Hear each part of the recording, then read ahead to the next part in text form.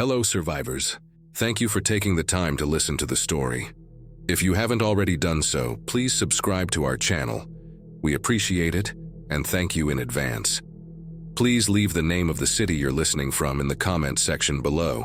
It helps us see our reach in the community. Let's start the story. Morning briefing came at 0500 hours. October in Michigan means darkness still painted the sky when Captain Reynolds called us in. Just another day, or so I thought. Quick reaction force on standby, he said, coffee steaming in hand.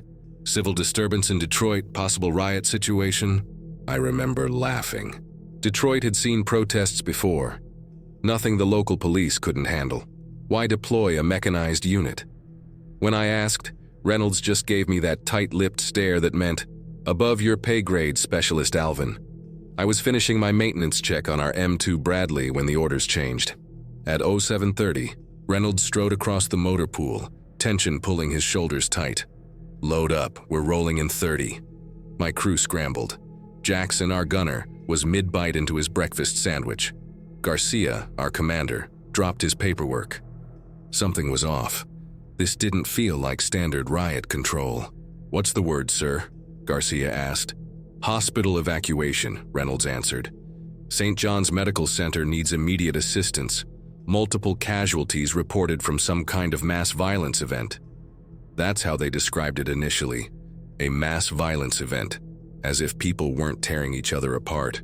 We mounted up, the Bradley's diesel engine growling to life under my hands. The vibration traveled up my arms like always, but that day it felt different, like the machine knew something I didn't. Our convoy, 3 Bradleys, 2 Humvees, and a medical transport, rolled out at 800. The autumn fog hung low over the road, diffusing the rising sun into a sickly orange glow. Radio discipline was strict, but fragments of conversation leaked through. Multiple bite injuries, aggressive behavior, quarantine procedures. Garcia leaned forward from the commander's position. Eyes sharp, Alvin, something's not right. That was the understatement of the century. We reached Detroit's outskirts at 0825. Even from a distance, you could tell things had deteriorated. Black smoke pillared from downtown. Car alarms wailed in dissonant chorus. Traffic had coagulated into a solid mass of abandoned vehicles. Doors hanging open, personal belongings scattered across the asphalt. Jesus, Jackson whispered from the gunner's position. Through my viewing port, I watched people running. Not the organized flow of evacuation, but the frantic, animal sprint of pure terror. Some clutched children or dragged injured companions. Others simply ran alone, faces contorted in panic. The radio crackled. All units be advised. Rules of engagement updated. You are authorized to use necessary force against violent individuals who present immediate threat to medical personnel or civilians. Repeat, ROE updated. Garcia acknowledged the transmission, his voice steady despite the sweat beading on his forehead. We approached the first intersection when I saw it, a man stumbling into the road. His hospital gown was soaked crimson, flapping around his legs as he lurched forward. Something was wrong with the way he moved, like his joints weren't connected right. Civilian on the road, I reported. Stop, Garcia ordered. I eased off the throttle, bringing our 30-ton vehicle to a halt. The man didn't react to our presence. He just kept coming, head lolling at an impossible angle. Sir, he looks injured, Jackson said. Garcia keyed his comms. Command, we have injured civilians. Request medical assistance at... The man slammed into our hull, hands scrabbling against the armor plating. Up close, I could see the horror. Half his face was gone, torn away to reveal yellowed teeth and exposed bone. But he was still moving, still clawing at the Bradley like he wanted to tear through the metal with his bare hands. What the? Jackson's voice cracked. More figures emerged from the fog. Dozens moving with that same broken gait. A woman in business attire with a throat torn to ribbons. A police officer missing an arm, uniform drenched in black fluid. A teenage boy whose intestines dragged behind him like obscene tethers.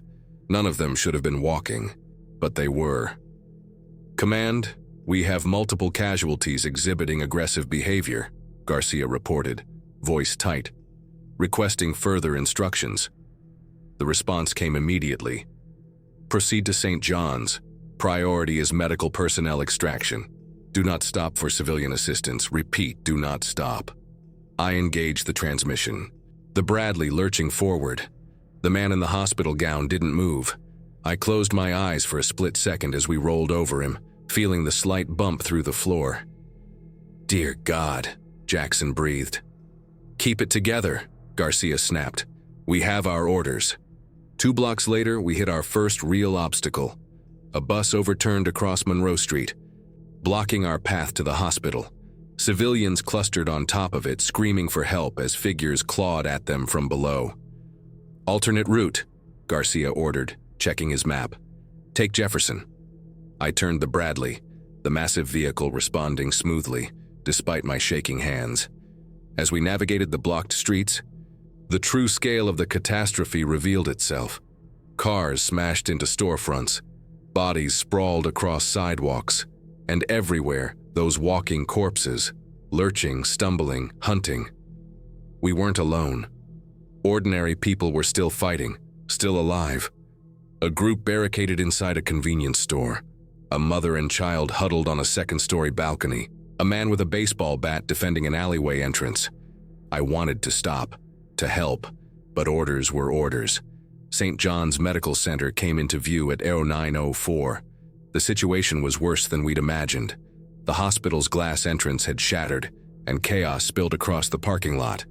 Medical staff in bloodied scrubs wheeled patients on gurneys while security guards formed a perimeter, some armed with nothing more than fire extinguishers, and surrounding them, pressing in from all sides, were hundreds of infected.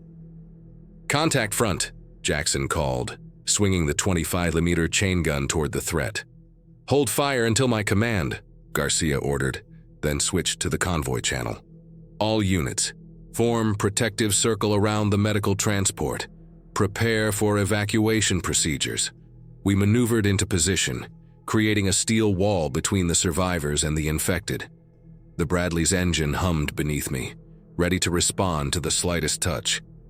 Through my viewport, I watched as the medical team began loading patients into the transport. That's when I noticed the child, a little girl, maybe 6 years old, frozen in terror, as an infected man in a security uniform staggered toward her. She was 30 yards beyond our perimeter, too far for the guards to reach. Sir, I said, throat tight. Civilian in danger, 2 o'clock. Garcia saw her. I watched his face contort with the same impossible choice tearing at my own heart. Orders were clear. Protect the medical team. Don't stop for civilian assistance.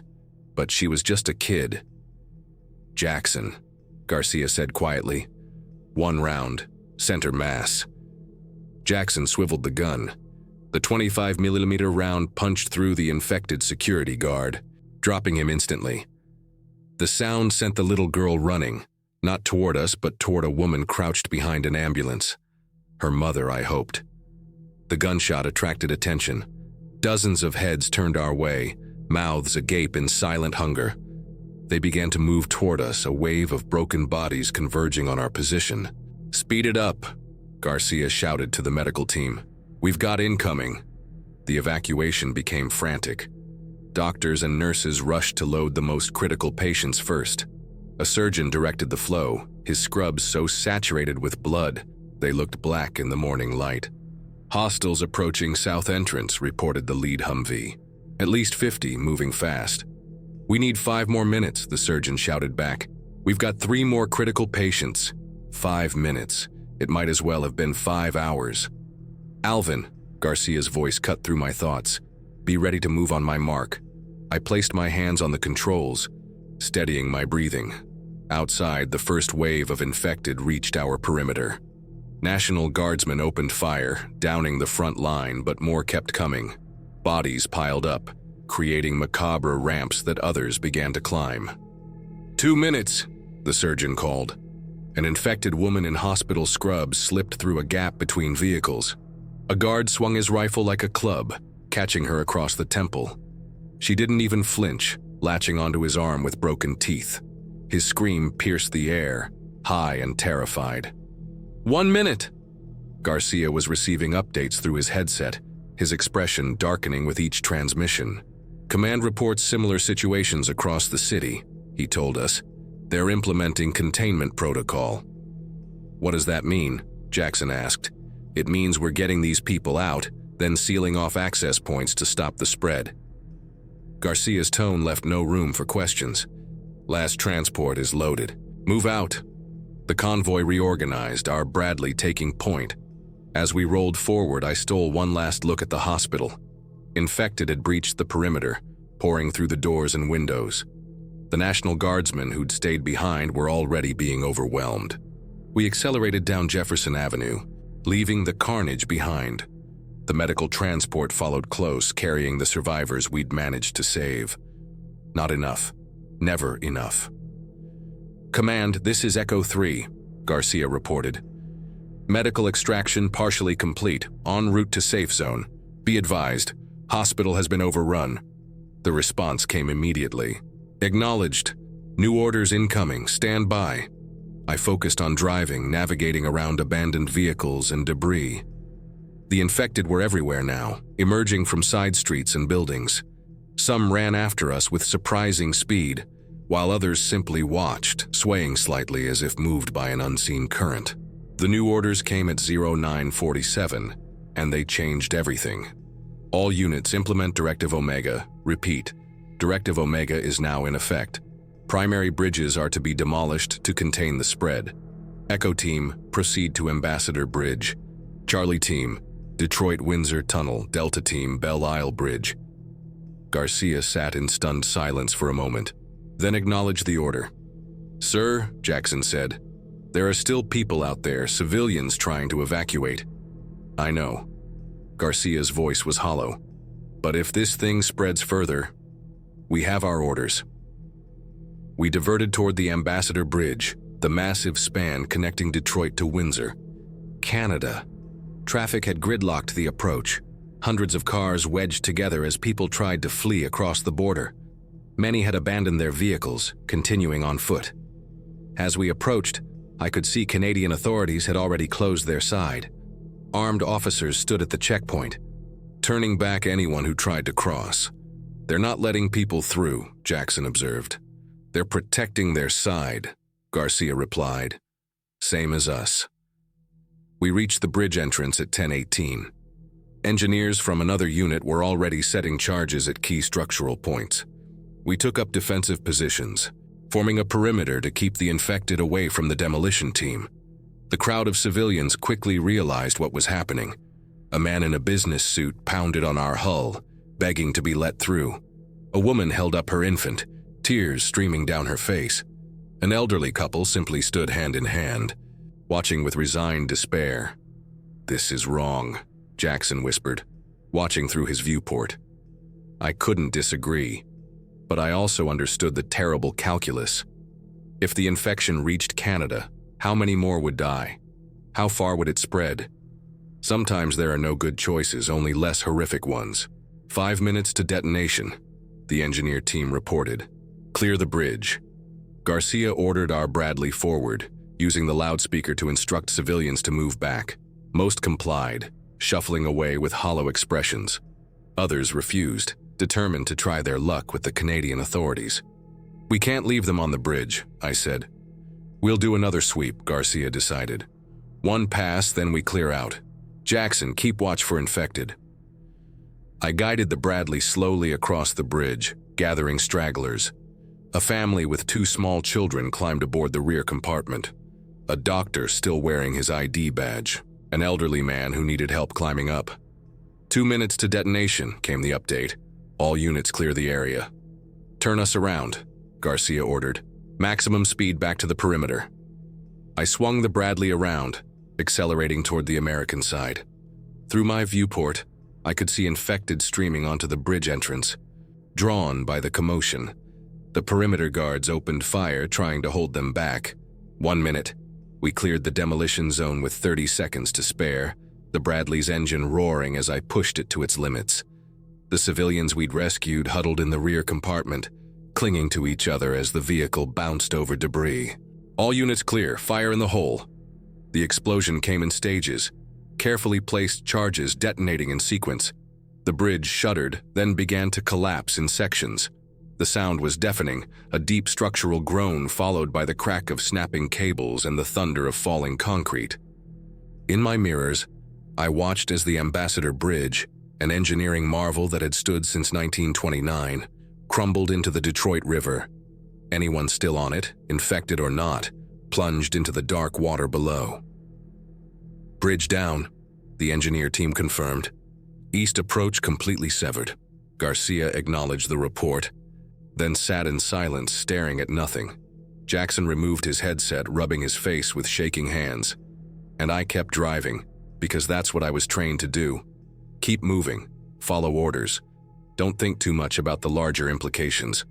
But as we rejoined the main convoy, those implications became impossible to ignore. Detroit was being systematically cut off from the outside world. Containment, they called it. As if a concrete wall could hold back the tide of death sweeping through the city. New orders, Garcia announced, replacing his headset. We're to assist with the demolition of the Renaissance Center. The what? Jackson turned to him. Why would we? Orders are to drop strategic high-rises to create physical barriers between districts, channeling the infected away from evacuation zones. I felt sick. The Renaissance Center was a Detroit landmark. 7 interconnected skyscrapers on the riverfront, housing offices, shops, and the headquarters of General Motors. In peacetime, dropping a structure like that would be unthinkable. But this wasn't peacetime anymore. We hadn't made it 2 blocks when a frantic banging on the hull stopped us cold. "Help!" a woman's voice cried from outside. "Please, there are people trapped. I can hear them." Garcia peered through his viewport. A woman in a paramedic's uniform stood beside our Bradley, waving desperately toward a collapsed parking structure across the street. The 4-story concrete building had partially caved in, creating a precarious mountain of rubble with cars jutting out at odd angles. "We need to keep moving," Garcia said, but I could hear the hesitation in his voice.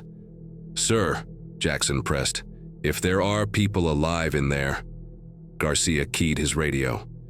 "Command Echo 3. We have reports of survivors trapped in a collapsed structure on Jefferson Avenue, requesting permission to assist." Static hissed for a moment before the response came. "Negative, Echo 3. Maintain course to primary objective. Rescue teams will handle civilian extraction when available." Garcia's face hardened. "Roger that, Command." He switched off his radio and turned to us. "Mechanical issue. We need to stop for 10 minutes to investigate." Jackson, Alvin checked the exterior hull for damage. We understood immediately. 10 minutes. That's all we had. I powered down the Bradley and popped the hatch. The air outside hit me like a physical blow, thick with smoke and the copper tang of blood. The paramedic rushed over as we climbed out. "Thank God," she gasped. "I'm Kate. The building collapsed about 20 minutes ago. I can hear people inside, but I can't reach them." "Where?" Jackson asked, grabbing his sidearm and a flashlight. Kate pointed to a narrow opening near the base of the rubble. "In there. I heard voices calling for help." Garcia made a quick decision. "Jackson, you're with me. Alvin, stay with the Bradley. If we're not back in 8 minutes, leave without us." I protested, but Garcia cut me off. "That's an order. Someone needs to get these civilians to safety." Before I could argue further, they disappeared into the gap in the rubble, flashlight beams dancing in the darkness. Kate followed close behind. The minutes ticked by with excruciating slowness. 5 minutes. 6. I paced beside the Bradley, eyes darting between my watch and the rubble opening. Around me, the city continued to burn, distant explosions punctuating the constant background of gunfire. 7 minutes, no sign of them. 8 minutes. I should leave. Those were my orders. 9 minutes. I couldn't do it. I couldn't abandon them. Just as I was about to follow them in, shadows moved in the opening. Garcia emerged first, supporting an elderly woman whose face was streaked with blood and dust. Jackson followed, carrying a girl of about 10 in his arms. Kate came last, helping a middle-aged man with a severe gash on his forehead. "That's all of them," Garcia announced, his voice rough with dust. "The rest didn't make it." We loaded the survivors into the Bradley's rear compartment, squeezing them in alongside the others we'd rescued from the bridge. The elderly woman was sobbing quietly, clutching a photograph she'd apparently refused to leave behind. "We need to move," Garcia said, checking his watch. "We're already behind schedule." As we prepared to mount up, a low moan drifted from the collapsed structure. Then another and another. The sound multiplied, growing in volume until it became a chorus of hungry growls. "They're coming," Kate whispered, her face paling. The first infected emerged from the opening, a security guard in a tattered uniform, half his face crushed by falling debris yet still moving with predatory purpose. More followed, squeezing through gaps in the rubble that should have been too small for a human body. "Get in," Garcia shouted, practically shoving Kate into the Bradley. I scrambled back into the driver's seat, firing up the engine. Jackson mounted the gun while Garcia secured the hatch. Through my viewport, I watched the infected pour from the collapsed structure. Not one or two, but dozens. They must have been trapped inside when the building fell, preserved in pockets of space until our intrusion stirred them. "Go, go!" Garcia ordered, and I slammed the Bradley into gear. We pulled away just as the first wave reached us, their hands scrabbling against the hull. I accelerated down Jefferson Avenue, the Bradley's treads crushing those too slow to move out of our path. "That was too close," Jackson muttered. "It was worth it," Garcia replied, glancing back at our rescued passengers. Kate leaned forward from the rear compartment. "Thank you," she said, voice cracking. "They would have died in there." I nodded, keeping my eyes on the road. The rescue had cost us valuable time, but I couldn't bring myself to regret it. In a city being systematically destroyed, we'd managed to save 4 more lives. It wasn't much against the scale of what was happening, but it was something. As we continued toward the Renaissance Center, I checked my mirrors one last time. The infected from the collapsed building had merged into a single mass, a shambling wave of broken bodies flowing down Jefferson Avenue in our wake. Their numbers were growing, others joining the horde as it passed. Drawn by some primitive call that only they could hear, I turned my attention forward, pushing the Bradley faster. The Renaissance Center loomed ahead, its glass facade reflecting the fires burning throughout the city. Another landmark about to be sacrificed in the name of containment. We reached our destination at 11:30, joining the other units already assembled around the massive complex. Engineers were unloading equipment, preparing for what would be a complex demolition. Garcia reported in, receiving instructions from the captain overseeing the operation. "We're assigned to the riverside," he told us. "Prevent infected from approaching from the east. The engineers need 40 minutes to rig the lower levels." 40 minutes? Jackson shook his head. "How are they expecting to bring down a 70-story building in 40 minutes? "They're not dropping the whole thing," Garcia explained. "Just enough to collapse the base and block Jefferson Avenue. The goal is to create a physical barrier between districts." I positioned our Bradley as directed, facing east along the riverfront promenade. The water of the Detroit River lapped gently against the concrete embankment, oblivious to the chaos unfolding on its shores. Across the river, Windsor looked eerily normal, traffic flowing, people going about their day. Though I noticed police and military vehicles gathering along their waterfront. The evacuation of the Renaissance Center was already complete, or so we hoped.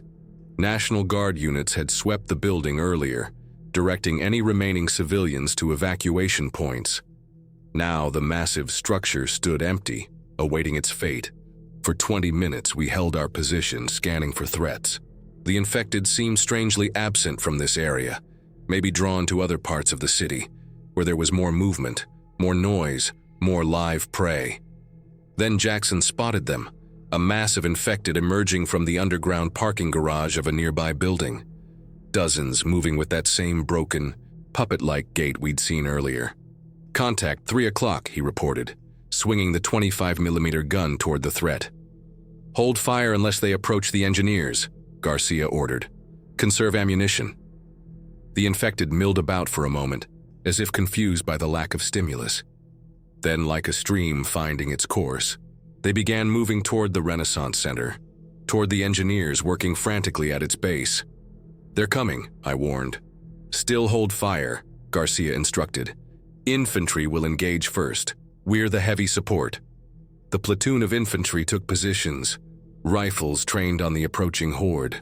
Their lieutenant gave the order, and the first volley tore into the infected. Headshots dropped the front line, but those behind simply stepped over the fallen, continuing their relentless advance. Engineers report 20 more minutes required, came the update over the radio. Hold the perimeter at all costs. The infantry fire intensified, but the infected kept coming. They moved relentlessly forward, now only 100 yards from the engineers. Jackson, Garcia said calmly, engage targets beyond the infantry line, controlled bursts. The Bradley's 25mm chain gun roared to life, high explosive rounds tearing through the infected ranks. Bodies disintegrated in sprays of red mist, yet more kept coming from the parking garage, an endless stream of what used to be human beings. Where are they all coming from? Jackson muttered, continuing to fire in controlled bursts. I had no answer.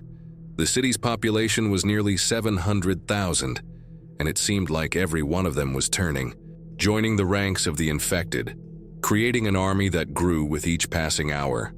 The battle for the perimeter continued, all three Bradleys now firing into the mass of infected.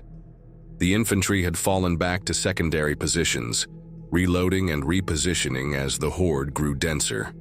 Engineers report 10 more minutes, came the update. Infantry, prepare to fall back to the vehicles. The infected had gotten close enough now that I could see individual faces through my viewport. Men and women of all ages, some in business attire, others in hospital gowns, a few in police or security uniforms, all with that same blank, hungry stare. All moving with that same broken gait, as if they'd forgotten how their limbs were supposed to work. 5 minutes to detonation. All units prepare for immediate withdrawal. Garcia ordered our Bradley back 50 yards, creating space for the infantry to fall back. The other Bradleys did the same, maintaining a firing line to keep the infected at bay, while the engineers made final preparations. All engineers clear, came the report. 2-minute timer activated. All units withdraw immediately. We began to pull back, the Bradley's engine roaring as I accelerated away from the Renaissance Center. The infected surged forward, filling the space we'd vacated, drawn to the movement and noise of our retreat. At 200 yards distance, we stopped, turning to witness what would happen next. The other Bradleys and infantry vehicles formed a semicircle, all facing the towering glass structure that had defined Detroit's skyline for decades. 30 seconds, the radio announced. Time seemed to stretch. I found myself holding my breath, hands still on the controls, ready to move at a moment's notice. Through my viewport, I watched the infected swarm the base of the Renaissance Center, pounding against the glass doors, unaware of the destruction that was about to rain down. The explosion came first, a series of sharp cracks that echoed across the water. Then a deep, prolonged rumble as the central tower's base buckled. The glass facade shattered, raining down in a deadly cascade. The tower didn't topple as I'd expected. Instead, it collapsed into itself, floors pancaking onto each other in a controlled demolition. The 6 surrounding towers began to lean inward, their structural integrity compromised by the central collapse. They didn't fall completely, but bent and broke at various points, creating a twisted skeleton of steel and concrete that spilled across Jefferson Avenue. The dust cloud rolled toward us like a tidal wave, enveloping everything in its path. I engaged the Bradley's ventilation system, but the fine particles still found their way inside, coating everything with a layer of gray powder. When the dust began to settle, the destruction became clear. The Renaissance Center was gone, replaced by a mountain of rubble that completely blocked Jefferson Avenue. The infected that had been swarming the base were buried, crushed beneath thousands of tons of debris. Barrier established, the captain reported. All units, proceed to next objective. Next objective. As if we'd just completed a routine mission, not demolished a landmark and buried hundreds of infected in the process. I felt numb, disconnected from the reality of what we'd just participated in. Where to next? I asked, my voice sounding strange even to my own ears. Garcia checked his updated orders. Kobo Center. They're creating a second barrier on the west side. And so it continued. Throughout the afternoon, we assisted with the demolition of key structures across Detroit, creating physical barriers to channel the infected away from evacuation routes, to compartmentalize the city into manageable sectors that could be dealt with systematically. The Joe Louis Arena collapsed into the river, blocking access to the tunnel entrance. The Fisher Building's ornate tower was brought down, sealing off the new center district. The Wayne State University Library was demolished, creating a barrier between Midtown and the Cultural Center. With each explosion, with each landmark erased from the skyline, Detroit became less recognizable, transformed into a war zone where tactical necessity trumped history, culture, and sentiment. By 1500 hours, we'd assisted with 4 major demolitions. The dust hung so thick in the air that visibility was reduced to mere yards in some areas.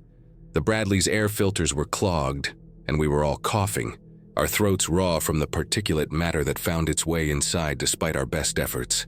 "New orders," Garcia announced, his voice hoarse. "We're to proceed to Woodward Avenue. They're creating a fire corridor." "A what?" Jackson asked, though I suspected we both knew the answer. "They're going to burn a path through the center of the city," Garcia confirmed, "creating a fire break that the infected can't cross." I guided the Bradley north on Woodward Avenue, once Detroit's main thoroughfare, lined with shops, theaters, and restaurants. Now it was abandoned, littered with debris and wandering infected that scattered or were crushed beneath our treads as we passed. We reached Grand Circus Park at 15:30, joining a unit of engineers and flamethrower teams. They were systematically setting fire to buildings on both sides of Woodward, creating a corridor of flame that would separate the eastern and western halves of the city. "This is insane," Jackson muttered, as we watched a row of historic theaters erupt in flames. "There must be people still hiding in some of these buildings." "They were supposed to evacuate," Garcia replied, but his voice lacked conviction. "How?" I asked. "Most civilians don't have armored vehicles. The streets are crawling with infected. Where were they supposed to go?" Garcia had no answer. None of us did. The fires spread with horrifying speed, jumping from building to building in the dry October air. Black smoke billowed into the sky, joining the pall that already hung over the city. The heat became intense, radiating through the Bradley's armor, turning the interior into an oven despite the ventilation system working at maximum capacity. "All units be advised," the radio crackled. "Air support is inbound. Aerial incendiary deployment will commence at 1600 hours. Clear all designated zones immediately."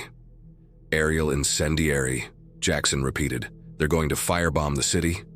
"Not the whole city," Garcia clarified, checking his updated map. "Just specific sectors, creating fire breaks to isolate the heaviest concentrations of infected." My stomach turned. This wasn't containment anymore. It was scorched earth. Detroit was being sacrificed, burned to the ground to prevent the infection from spreading further. "We're being reassigned," Garcia announced. "Fort Wayne, final evacuation security." Fort Wayne, the historic military outpost on the southwest side of the city, near the river, one of the last evacuation points still operating. I turned the Bradley around, navigating through streets now barely recognizable beneath the layer of dust and debris. The fires burned on both sides of Woodward Avenue, creating a wall of flame that stretched for blocks. Through gaps in the fire, I could see infected wandering aimlessly, some catching fire themselves yet continuing to move until they finally collapsed. As we approached downtown again, the first jets appeared, F-15 streaking low across the sky. They released their payloads over the eastern districts, setting off a chain of explosions that lit up the horizon. Secondary fires spread quickly, engulfing blocks of buildings in minutes. "This is wrong," Jackson said, watching the destruction through his viewport. "There are still people out there." "We don't know that," Garcia replied, but his voice lacked conviction. "Like hell we don't," Jackson slammed his fist against the interior wall. "We've been pulling survivors in all day. You think everyone got the evacuation memo?" "That's enough, specialist," Garcia snapped.